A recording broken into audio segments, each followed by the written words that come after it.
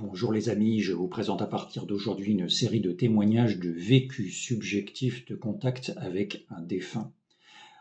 Alors, c'est des signes que peuvent nous donner certains défunts dans certaines occasions, et c'est une chose bien connue, les signes, mais par contre, ce qui est beaucoup plus récent, c'est que ça a été étudié scientifiquement, la façon dont on mène une étude sociologique ou anthropologique. Et donc ça a été le cas de cette enquête menée dans le cadre d'un projet de recherche internationale par Evelyne Elzesser et son équipe de recherche. C'est un projet qui a duré environ 2 ans et qui a permis de recueillir jusqu'à 1000 témoignages. Et donc je vous propose d'écouter un certain nombre de ces témoignages. Et voici le premier.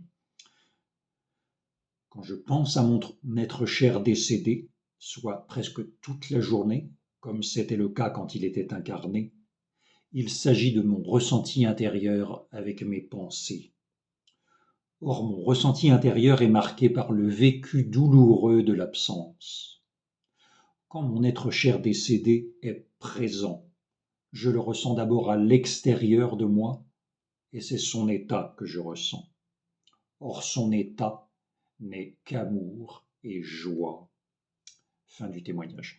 Donc vous voyez que dans ce témoignage, on comprend que la personne fait bien la distinction entre son ressenti personnel, son ressenti propre, qui est un ressenti qui est marqué par la tristesse, le chagrin, et le ressenti qui est suscité par le défunt qui vient à son contact.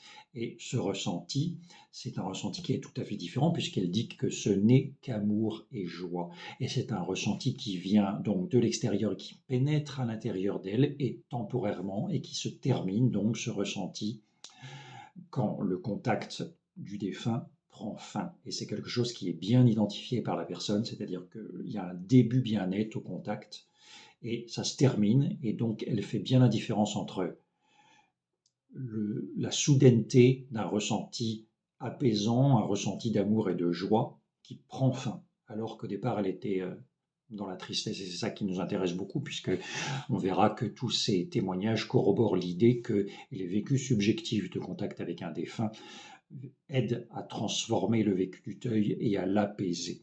Voilà.